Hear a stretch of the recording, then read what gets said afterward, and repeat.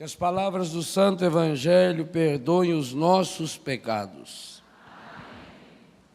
Eu queria ler um versículo de Provérbios, no capítulo 29, verso 19,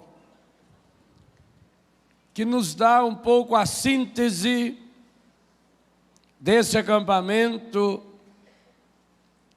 e, de modo todo especial, dessa Santa Missa. Não é com palavras que se corrige um escravo, porque ele compreende, mas não se atém a elas. Vou repetir. Não é com palavras que se corrige um escravo, porque ele compreende, mas não se atém a elas. Por que eu escolhi esse versículo para iluminar a última meditação desse acampamento? Exatamente porque, ao fazermos a experiência dos carismas, dos dons carismáticos, nós percebemos que isso que o próprio Espírito Santo iluminou o autor sagrado a escrever é por experiência a ação do próprio Espírito. Deus sabia muito bem e foi percebendo como isso foi se acentuando ao longo da história, que o ser humano, nascido para ser dependente, não dependente no sentido negativo, como a Organização Mundial da Saúde define a dependência como uma doença, como alguém incapaz.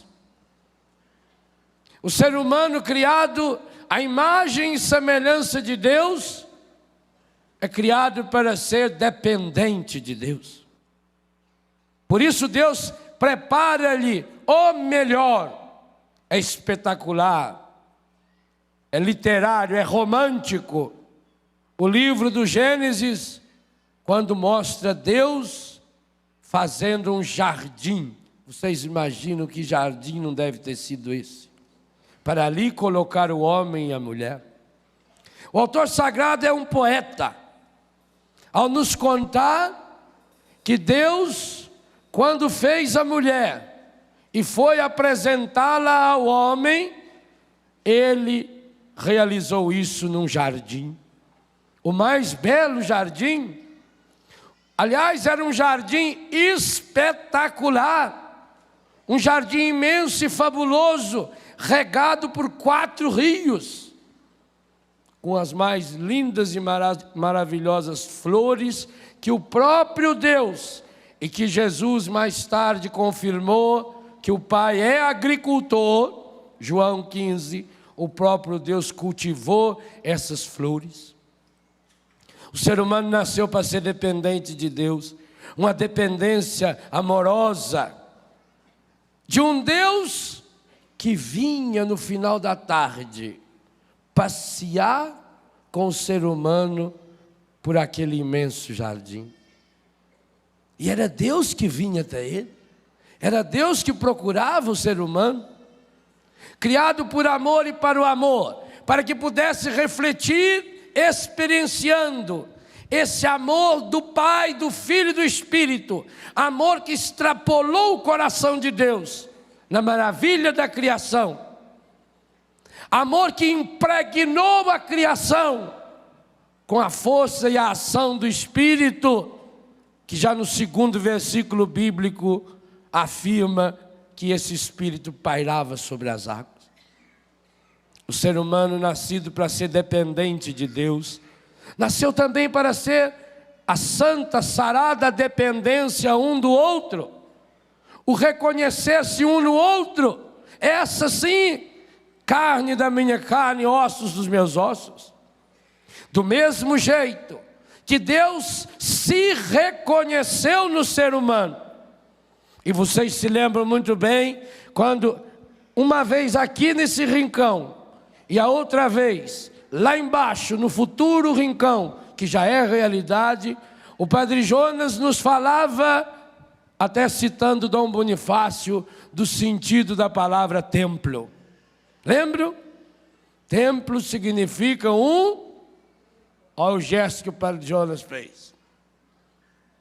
Vocês não estão me entendendo. Templo significa recorte. Recorte do quê? Um recorte do céu. Que coisa linda. O capítulo 1, versículo 31 do Gênesis, diz que Deus contemplou a sua obra quando fez o ser humano. E porque contemplou, viu que tudo era muito bom. Contemplar significa sentir-se no recorte. Contemplo. Se templo é recorte, Deus, ao olhar para o ser humano, mas não um olhar assim, como quem olha e não vê direito, ao contemplar, Deus parou, feito o Padre Jonas ontem, diante dessa milagrosa imagem de Nossa Senhora. Deus contemplou, Deus olhou o ser humano, o homem masculino, mulher, o feminino, masculino e feminino. Deus olhou em cada detalhe, Deus contemplou, Deus observou o seu jeito, o seu olhar, a sua postura, a sua expressão. E Deus se enxergou no ser humano. Contemplar. Deus viu que o ser humano, o homem e a mulher, no jardim do paraíso, eles eram recortes de Deus. Eles reproduziam Deus. E Deus vibrou de alegria. E Deus pulou de alegria. Por isso também o ser humano, ao se olhar, enxergava o próprio Deus. O homem olha para a mulher, essa sim, carne da minha carne, ossos dos meus ossos. Do mesmo jeito que um dia o anjo desceu e foi a Nazaré, e encontrou essa menina, e o anjo olhou para ela e não disse nem o nome dela. Disse: Ave, plena de graça, caríssima. Graça é carisma, é Eucaristia, é cara.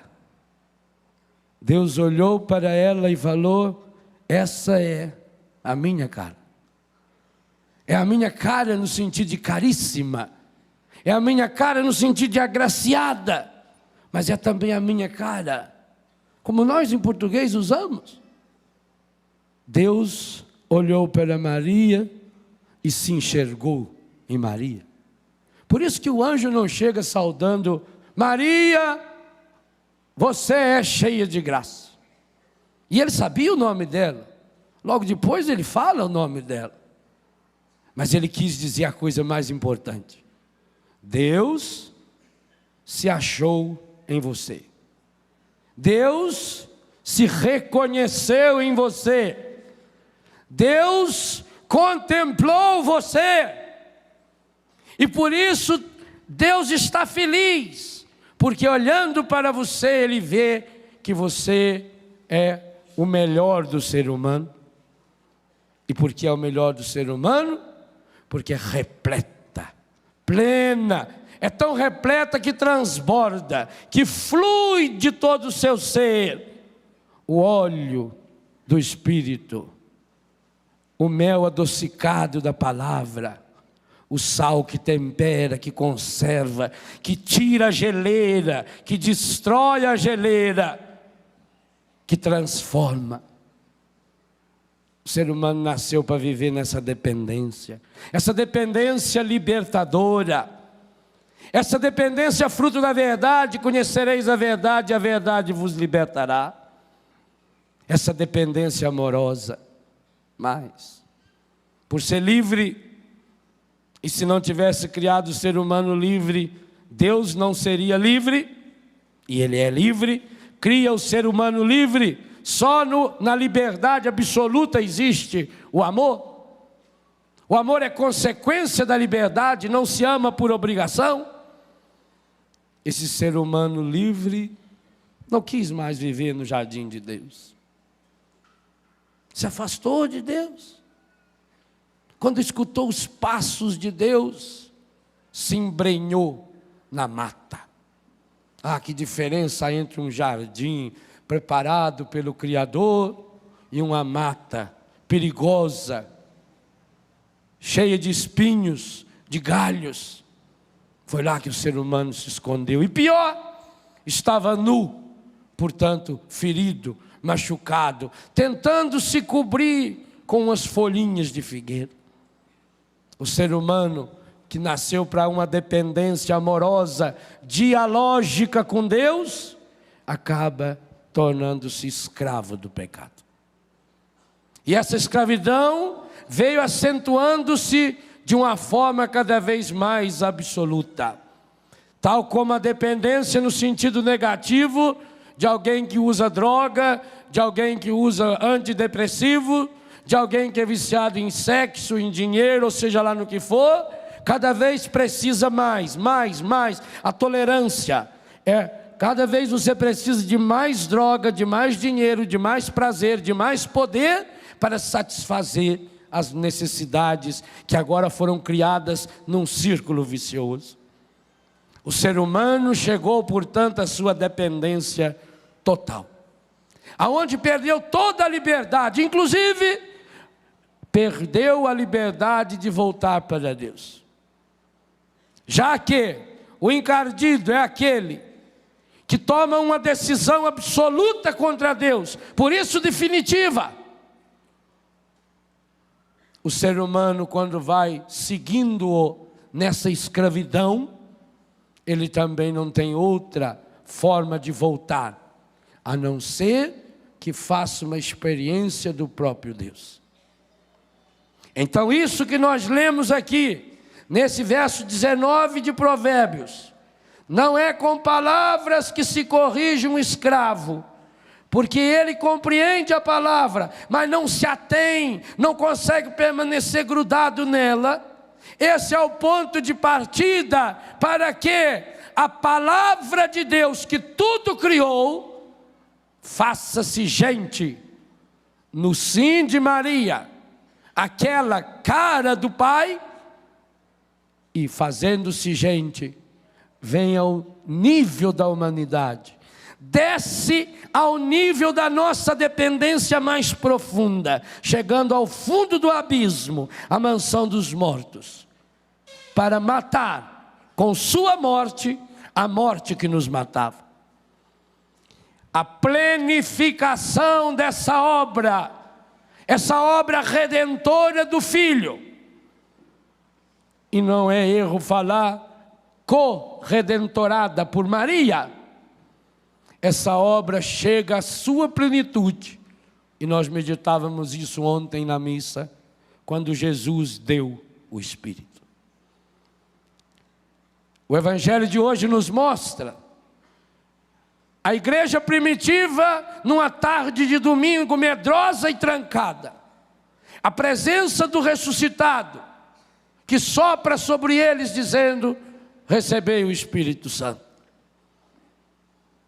Jesus, palavra de Deus feito gente, quer perpetuar-se na história humana, nessa história de libertação, fazendo aquilo que ele se tornou, palavra que se fez carne, o verbo encarnado, a palavra de Deus que habitou entre nós, e que Jesus rezava, e nós meditávamos na semana passada, ao acompanhar com a igreja a oração sacerdotal de Jesus, quando ele pedia agora que quando ele voltasse para o coração do Pai, voltando para a glória que ele havia deixado de lado por amor da humanidade, naquele processo que São Paulo nos narra em Filipenses, que ele se despojou por completo, não se apegou à sua divindade.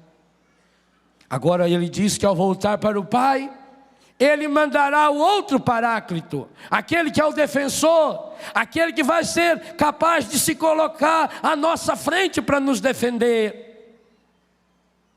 E que aí iria acontecer em nós aquilo que acontecia no coração da Trindade. O Pai e o Filho, pelo Espírito, habitariam em nós. Isso é um absurdo, isso é um disparate. Pois para que Deus possa habitar em nós, morar em nós, é preciso que pela força do Espírito Santo, a redenção oferecida, dada, celebrada, concretizada por Jesus, seja assumida por cada um de nós. O Espírito Santo em nós vai plenificar essa obra redentora, essa obra salvífica de Jesus. Porque do contrário, nós permaneceremos escravos. Não é com palavras que se corrige um escravo, porque ele as compreende, mas não se atém a elas. Meus irmãos, se há uma realidade que essa palavra se aplica de modo absoluto, confirmada de modo tão especial, por tudo aquilo que vem nos falando João Paulo II, o tempo em que nós vivemos é o tempo da necessidade absoluta da força, da ação, da efusão dos dons e dos carismas do Espírito Santo. Porque o homem moderno, com sua falsa ciência, quando acha que ciência explica tudo, acabou tornando-se escravo de si mesmo, escravo de sua autossuficiência. E dentro da igreja, até mesmo aqueles e aquelas que se tornaram escravos de uma fé racionalizada, de uma fé que é muito bem explicada, que é compreendida, como o texto diz, mas que não tem a capacidade de ater é grudar. O mundo moderno está empanturrado de teorias. E quantas vezes, por não deixarmos nos conduzir pelo Espírito Santo, por não permitirmos que o Espírito Santo atue em nós, e o Espírito Santo não atuará em nós e nem através de nós, se não lhe dermos absoluta liberdade. Quantas vezes, por causa dos nossos pecados, da nossa autossuficiência, dessa fé secularizada, materializada, dessa falsa ciência, nós deixamos de ser canais dos milagres que o Espírito quer, e mais do que quer, precisa realizar na igreja e pela igreja realizar no mundo, para que esse mundo se transforme e saia dessa medonha e pavorosa escravidão, essa dependência que hoje atinge jovens, adultos, idosos, crianças, homens, mulheres, sacerdotes, religiosos e até senhores bispos. Nós precisamos de um salto. E João Paulo II tem sido o maior profeta do milagre que a igreja conheceu. Vou repetir.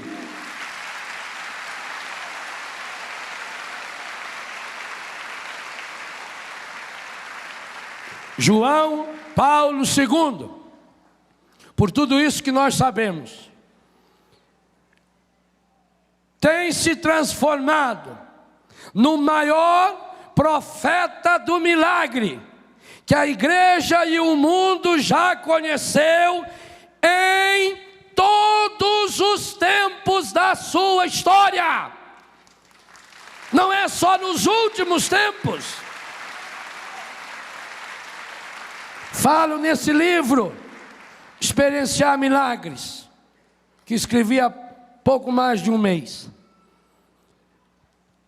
Nenhum outro santo padre, nunca na história, e nem todos eles juntos, canonizaram e beatificaram tantas pessoas, feito João Paulo II.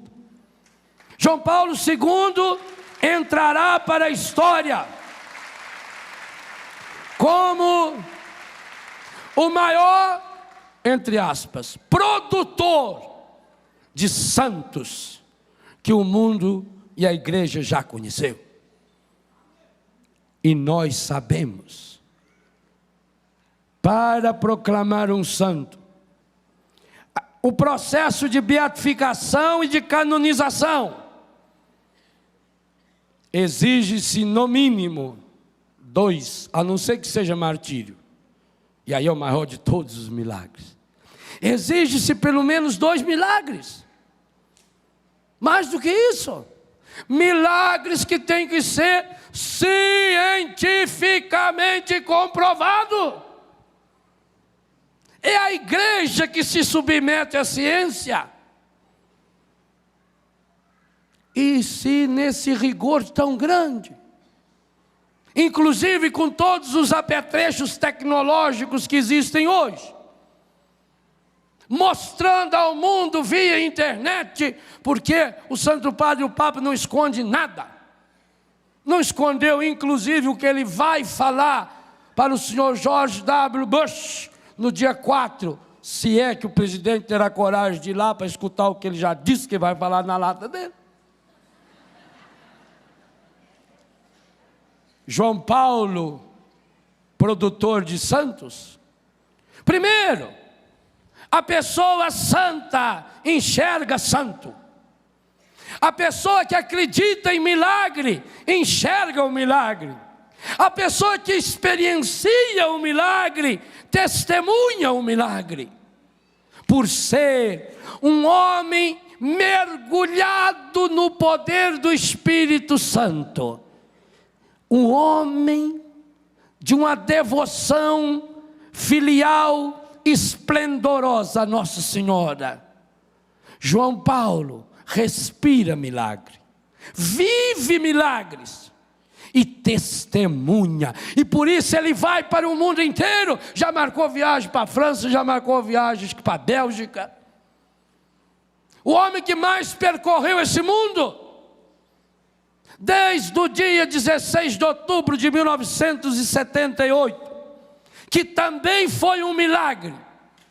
Aquele homem que veio daquele país sofrido do comunismo. E foi esse homem assumir a missão de Pedro. E a igreja começou um processo de mudança, inclusive, especialmente aqui na nossa América Latina. A linha que a América Latina, Padre Jonas sabe muito melhor do que eu, mas eu me lembro bem também, porque como jovem eu participei de muitos daqueles encontros, em 75, 76, 77, que estava preparando a conferência episcopal dos bispos da América Latina, CELAM, que se realizaria em 78 em Puebla. A igreja da América Latina estava caminhando para um rumo, hoje se entende, era uma reação, mas toda reação ela é rancorosa, era uma reação rancorosa às ditaduras que infernizavam a América Latina, e que tinham para isso, como arma para defender essas ditaduras, o medo do comunismo. Era a luta do comunismo versus o capitalismo, Então, para nos defender do comunismo de fora, instalou-se um comunismo muito pior aqui dentro. E era um comunismo que tinha uma filosofia barata, mas muito atrativa, baseada numa falsa sociologia, numa leitura superficial de Karl Marx, naquele sonho utópico e superficial de Ernesto Che Guevara e tantos outros. Pois a primeira grande mudança que João Paulo fez foi nos rumos da igreja da América Latina, mudando a conferência de Puebla, que só foi se realizar em 79. E surpresa da surpresa, ele não mandou uma mensagem para abrir a conferência, como havia acontecido em Medellín 11 anos antes e no Rio de Janeiro em 55. Ele foi lá, e lá, aos pés da Virgem de Guadalupe, ele consagrou a América Latina a Nossa Senhora Mãe de Deus, a estrela da evangelização na América Latina, e deu esse rumo novo para a igreja.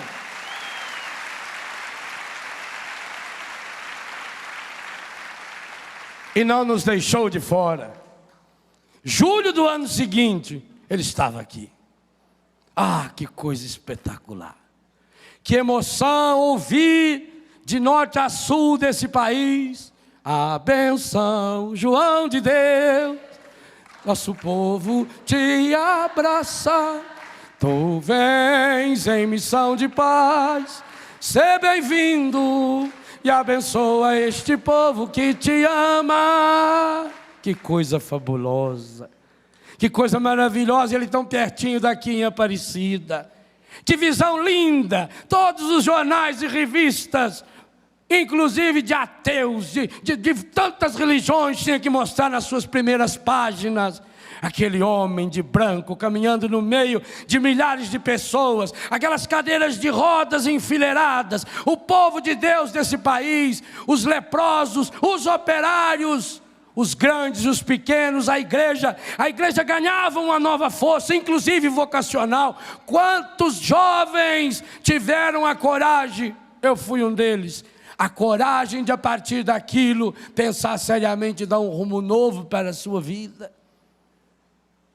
E ele voltou a esse país, 11 anos depois, e proclamou, e eu estava feito um bobo, molhado por dentro e por fora, porque tomei chuva o tempo todo, minha estola soltou na túnica, eu estava na primeira fila. Aquela missa que eu celebrei com ele foi nula, porque eu chorava o tempo todo, o Papa na minha frente, em Florianópolis, beatificando Paulina, do coração agonizante, e dizendo: o Brasil precisa de santos. Um santo gera santo. Isso ele dizia para nós lá, e para o mundo através de nós. E nos deu, ano passado, a nossa Santa Paulina, nossa coloninha, vizinha nossa, mora a 8 quilômetros da casa dela. Seus 2 sobrinhos netos, meus filhos em Betânia, nós somos parentes agora. Eu tenho parente santo. Tia dos meus filhos. João Paulo foi mostrando que o Brasil de fato produz santos, mas acolhe santos. Há poucos dias, quando ele canonizava Santa Giana, essa médica, mãe de família, que teve a coragem de dar a vida para que sua Giana nascesse, que estava lá com 42 anos de idade, mas estava também a nossa Giana, a nossa menininha da diocese de Franca, do nosso querido Dom Diógenes, estava lá, assistindo a canonização de sua mãe. Que maravilha! O Brasil, meus irmãos, tem sido citado no Vaticano, pelo menos nos 100 processos de beatificação e canonização. É uma pena que a imprensa não divulgue. O meu fundador, por exemplo, Padre Deon, que será beatificado, já foi proclamada a sua beatificação. O milagre que vai levar meu fundador aos altares é um milagre acontecido aqui em Minas Gerais, em Lavras, por intercessão de Padre Deon, e assim tantos os outros santos. Aqui nós entendemos por que nós precisamos de milagres. Volto no versículo que eu escolhi para resumir tanta coisa que tinha nessa missa. Não é com palavras que se corrige um escravo, porque ele compreende, mas não se atém a eles. Meus irmãos e minhas irmãs, o primeiro passo para que aconteça o grande milagre na minha e na sua vida é reconhecer: eu sou escravo. Sou escravo do pecado, sou escravo do ódio, sou escravo do cigarro, sou escravo da bebida, sou escravo do sexo. Sou escravo de uma teologia barata, que preenche a minha inteligência, mas não preenche a minha emoção, o meu coração, a minha afetividade. Sou escravo, pior ainda, de ideias soltas, de frases prontas, de um raciocínio barato, aonde se acha que a ciência explica tudo. Caímos numa bestialidade científica. Meus irmãos e minhas irmãs, se hoje à noite determinado programa de televisão mostrar que cientistas da universidade de não sei das quantas, não vou citar nenhum país para não ofendê-los, acaba de descobrir que o alimento mais completo que existe é esterco de vaca, porque é um alimento natural, é o mais vegetal de todos os alimentos.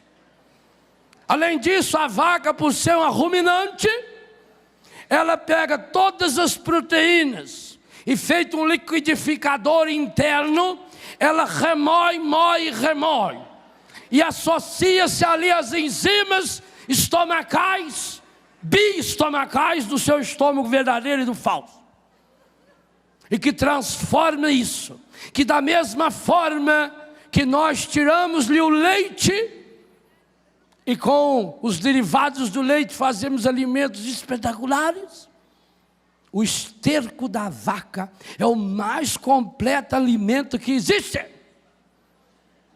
Pois vai ter anta fazendo fila para comprar esterco e beber com aquele refrigerante geladinho. Vai ter pizza de bosta de vaca servido a 4 queijos.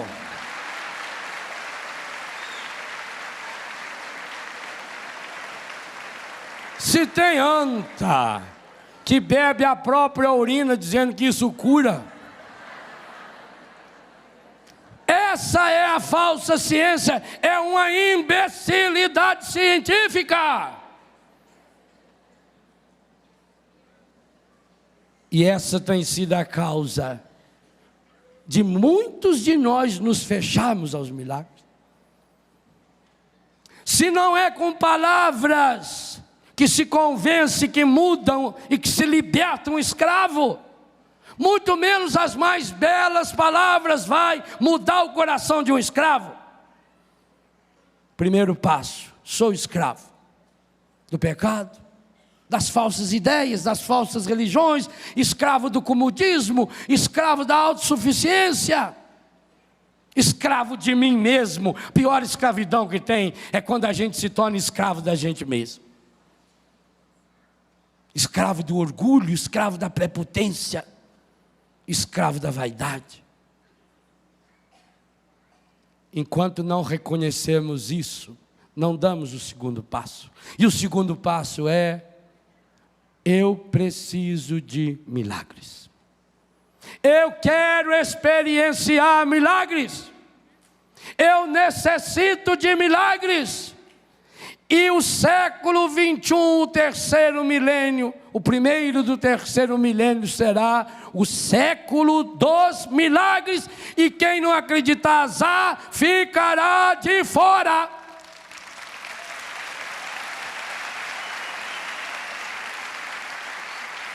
Grandes e pequenos milagres, embora o milagre nunca é pequeno.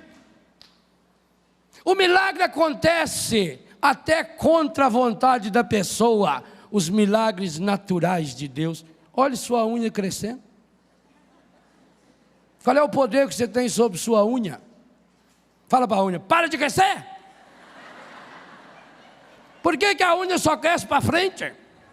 A minha é muito bonitinha, dá um close depois nela. É uma unha muito bem feita.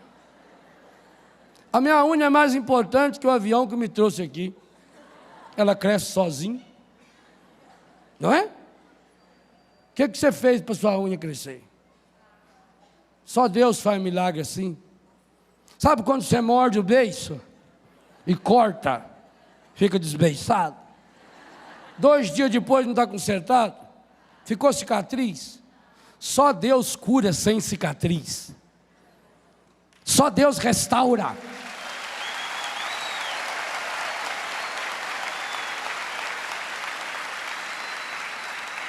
O corpo humano é uma caixa de ressonância do milagre. O milagre do seu cabelo, o milagre dos seus olhos que enxerga. Vamos supor que aqui tivesse um paralítico e eu falasse para ele, em nome de Jesus, levanta e anda. Todo mundo ia dizer, milagre. Agora aqui não sei quantas mil pessoas somos andando, isso não é milagre? Então o milagre é só a partir do negativo? Isso é um perigo da ratinização carismática. Ou seja, transformar testemunho no programa do Ratinho, que só mostra o que não presta. A ratinização carismática está se espalhando por aí. Só vê milagre. Então, o milagre não tem a ver com andar. Parece que o milagre está relacionado ao paralítico. O sujeito cego enxerga é milagre. E você enxergar e eu enxergar não é milagre? Esses milagres que eu chamaria de milagres naturais. Deus faz dia e noite, o tempo todo, contra a sua vontade ou a favor. Deus inclusive faz esses milagres na vida de quem não vale nada. Olha um exemplo aqui na frente de vocês. Ele faz esse milagre. Deus nos restaura. O nosso intestino se renova completamente de 3 a 5 dias. O nosso sangue percorre um caminho de mais ou menos 94 mil quilômetros de extensão por dentro do nosso corpo, numa velocidade esplendorosa de 5.560.000 quilômetros por hora. E o coração que vai mandando isso é milagre. O ser humano é milagre ambulante, a vida humana é milagre, uma flor que nasce é um milagre, o sol que nasce é um milagre, a planta é um milagre, a vida é um milagre. Mas se eu não perceber esses milagres, meus irmãos, falta um passo fundamental, que nós estamos falando o tempo todo nesse acampamento.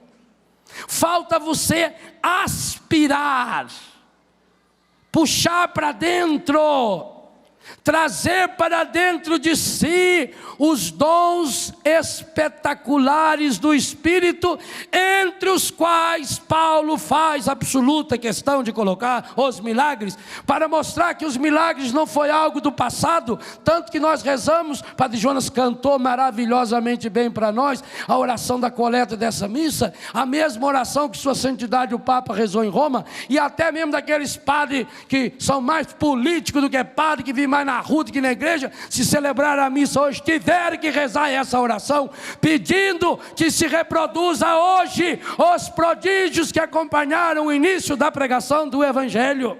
Esse é o pedido, esse é o gemido da igreja, igualzinho a igreja que nasceu em Pentecostes, logo em seguida começou a rezar em línguas. Eu falo nesse livro, a oração em línguas foi o choro da recém-nascida.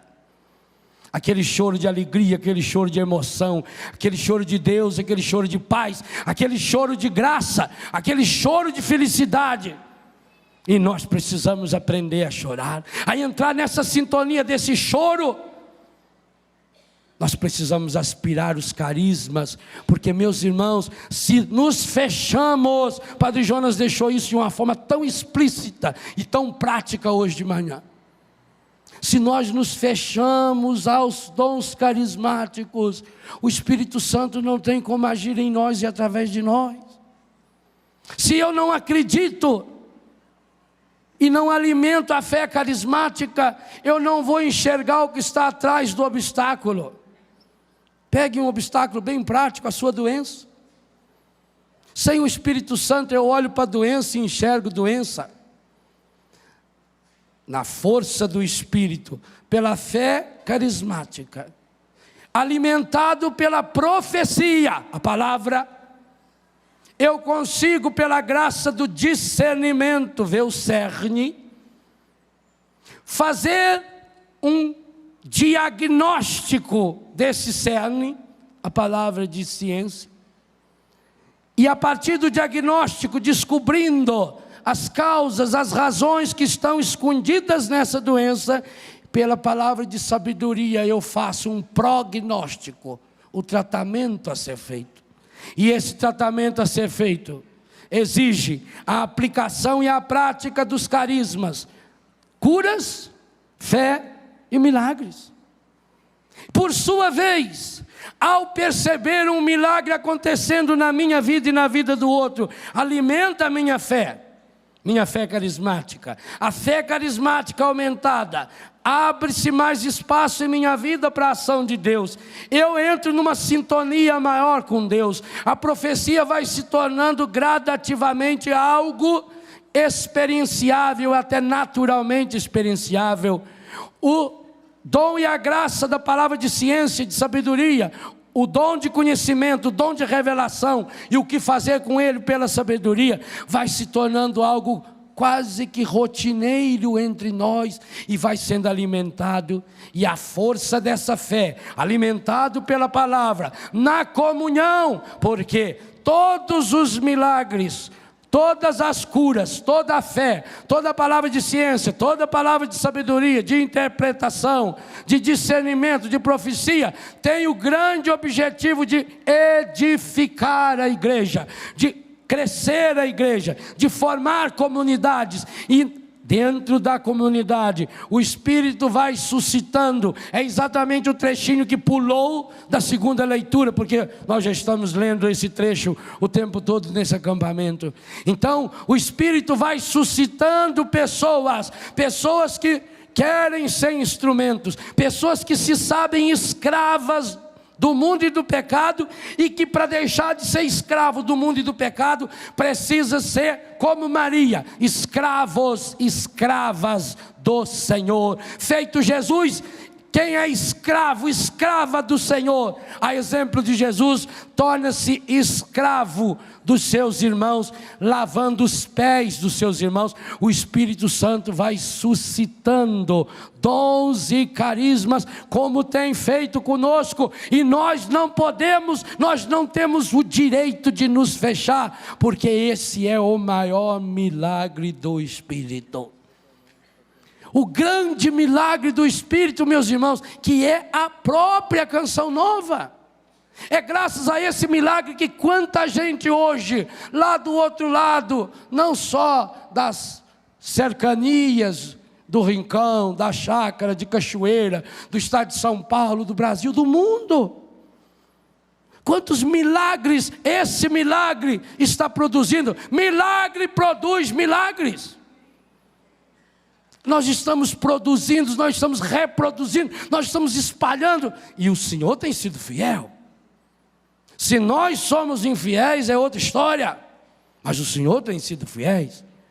O Senhor tem dado ao Padre Jonas, desde aquela palavra de profecia, e era a palavra de ciência também, com o Padre Roberto de Grandes, homens e mulheres que estão associando-se a Ele.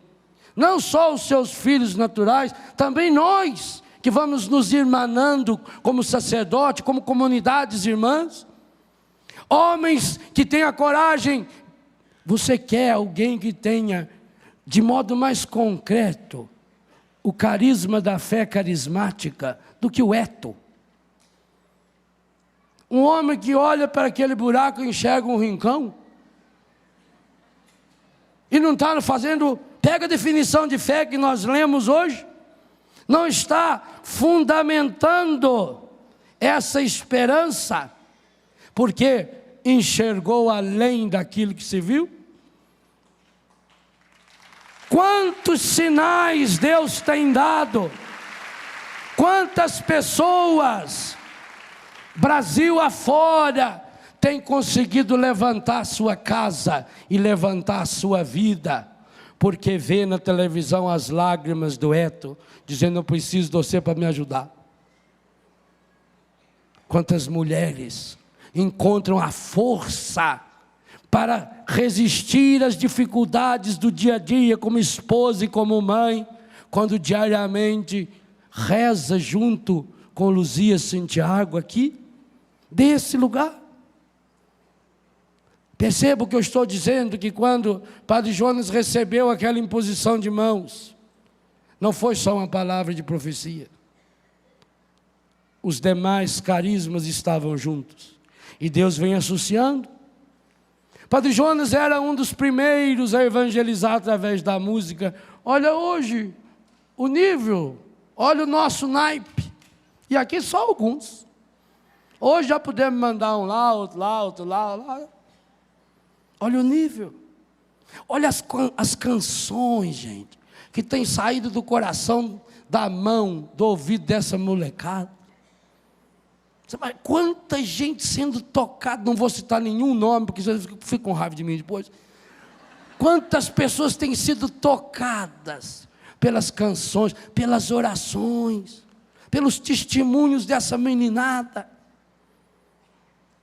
Quantas pessoas têm sido tocadas, tomando posse da graça, os dons que Deus tem derramado aqui, pela graça do dom da libertação, que Ele colocou no sorriso, na unção e na santidade do Padre Zé Augusto. Quantos milagres espetaculares que desafiam a ciência, Deus tem realizado através do carisma, da palavra de ciência, da palavra de profecia e principalmente da coragem, portanto, de uma fé carismática do nosso querido Padre Edmilson. Olha, meus irmãos, e aquilo que nós não vemos. Como é bom quando eu olho e vejo na minha frente um filho restaurado de Betânia, e que veio para Betânia porque assistiu um programa da Canção Nova, e que hoje está restaurado, inclusive entre vocês. Quantos milagres Padre Roberto não deve sentir no coração, quando vê um pobre que ele catou na rua, que se não tivesse o estômago muito fraco, vomitava porque fedia. Vê essa pessoa serena, restaurando-se, morrendo em paz. Quantos desses milagres, espalhados mundo afora. Não, meus irmãos, nós não temos o direito. Os seminaristas não têm o direito de ser igual a nós, no mínimo melhor do que nós, no mínimo. Porque se a santidade e a coragem do Padre Jonas tem reproduzido santidade e coragem, dons e carismas, que tem atingido tantas e tantas pessoas. Então imagine esses jovens seminaristas e aqueles entre vocês que criarão vergonha nessa cara e dirão sim para Deus que está chamando vocês faz tempo e vocês ficam enrolando. Está na hora de dizer sim. Mas também vocês casais, tive a graça de estar com vários casais da Canção Nova essa semana, e eu fico extasiado louvando a Deus. Meu Deus, que maravilha! Que maravilha ver na nossa frente esses casais consagrados, como eu tenho na minha comunidade. Jovens casais que tiveram a coragem de largar tudo e se consagrar a Deus. Vocês casais também? Esses casais das nossas comunidades, inclusive aqueles que vivem completamente da providência, acreditando até no futuro dos seus vários filhos, não só da carne, mas também do coração. É uma profecia viva para vocês casais obedecerem ao Papa na hora das dificuldades. Levantai-vos, vamos.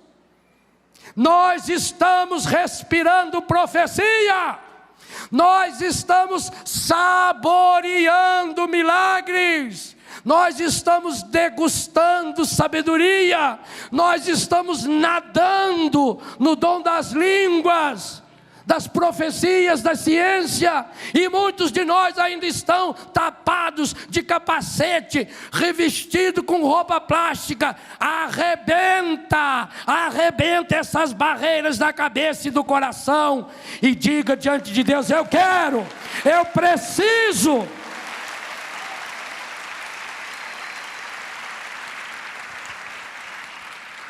Eu queria convidar o padre Edmilson a arrumar o microfone e vir para cá, e o padre Jonas também, para que padre Jonas, como nosso pai espiritual,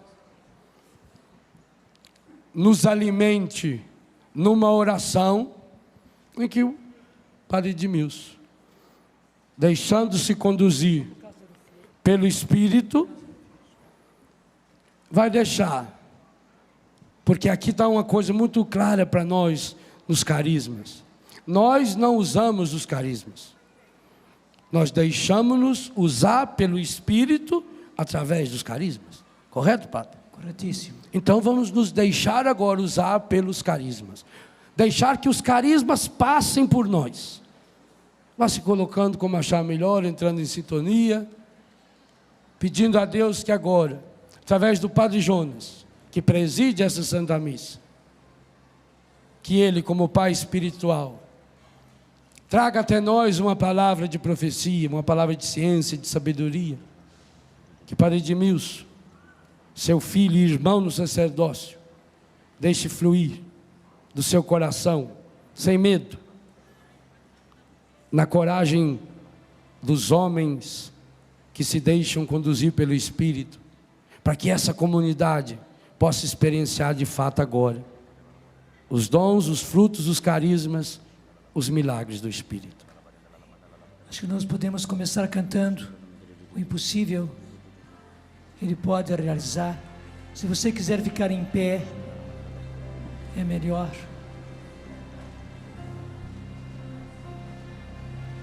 Jesus, nesse nome há poder.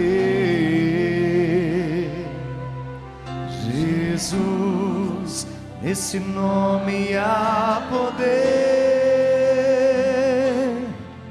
O seu nome é poderoso, sua glória em toda a terra. Há poder no nome de Jesus. Jesus, esse nome há poder. Há poder. Deixa o seu coração explodir. Jesus, nesse nome há poder. O seu nome é poderoso, sua glória em toda a terra. Há poder no nome de Jesus. O impossível, Ele pode realizar. O impossível, Ele pode realizar. O impossível, sim, o impossível. O impossível a mim, Ele pode realizar a todos nós. O impossível, Ele pode realizar a todos nós. O impossível, Ele pode realizar. Sim, Ele pode. O impossível, sim, o impossível. O impossível a nós, Ele pode realizar. E o primeiro impossível aconteceu no ventre de Nossa Senhora. Quando depois da palavra do anjo, ela disse o seu sim, e daí o Verbo se fez carne e habitou entre nós. O maior milagre possível, o maior milagre, Deus que se faz homem, Deus que se encarna no ventre de uma mulher, por mais pura, por mais escolhida, mas era impossível para Deus fazer-se homem, e era impossível Deus se fazer homem, Deus se fazer carne no ventre de uma mulher. Esse milagre aconteceu, e é por isso que nós agora então nos unimos a ela, e nos aproximamos dela. Então vocês me ajudem, seminaristas, por favor, um de cada lado e um atrás, isso, deixa que a imagem eu seguro. Vamos trazê-la para o meio, é a nossa principal convidada, pode aplaudi-la.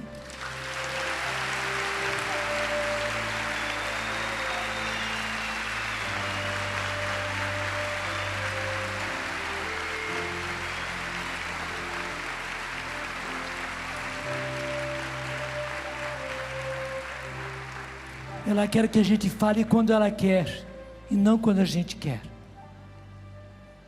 Vocês viram ontem, ela está conosco desde sexta-feira, e eu posso dizer, porque não está sendo transmitido agora ao vivo, pela televisão, porque é um evento em São Paulo, de 3 dioceses que completam 5 anos, lá está super lotado. Em Campo Limpo nós estamos transmitindo para o Brasil, nós estamos apenas gravando, e agora eu posso dizer, nós estamos diante de um milagre contínuo, que já acontece há 10 anos seguidos. Acho que quem estava ontem viu pelo brilho todo dela, e hoje mesmo de longe, pelo brilho também, porque não é um brilho apenas natural, você pode ver, há 10 anos, isso aconteceu em Pentecostes, 22 de maio de 94, ela mana mel,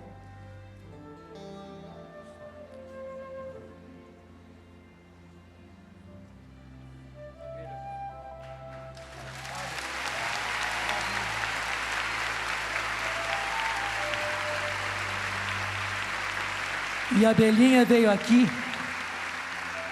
A abelhinha veio aqui para comprovar, olha, está aqui aí. A abelhinha está aqui para comprovar e você perceber. Ela mana mel. E por que mel, meus irmãos? Você se lembra daquilo que São Francisco de Sales disse? Se recolhe, né? Se pega muito mais moscas com uma gota de mel do que com um barril de vinagre. Hoje a humanidade, como descreveu o Padre Léo, está num estado tal, que se não for pela misericórdia, se não for pela doçura de Deus, encarnada em Maria, a humanidade não tem salvação, não consegue salvação.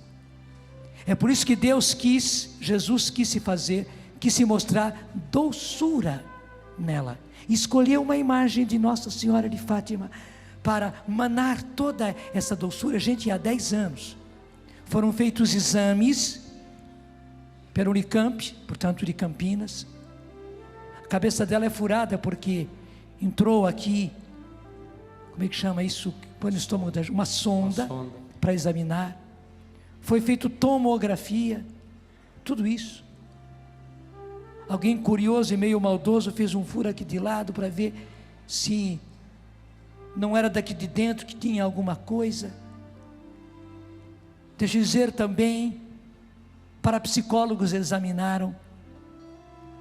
A igreja não se manifestou assim oficialmente, porque para a igreja se manifestar oficialmente, ela precisa ter absoluta certeza, porque depois é a chancela, é a assinatura da igreja. Mas que padres e bispos conhecem e têm comprovado é real, e a ciência, os cientistas, os investigadores qual é o nome? Pesquisadores da Unicamp mostraram, é cientificamente impossível isso que acontece. É inexplicável cientificamente. Portanto, se é inexplicável cientificamente, isso se chama milagre.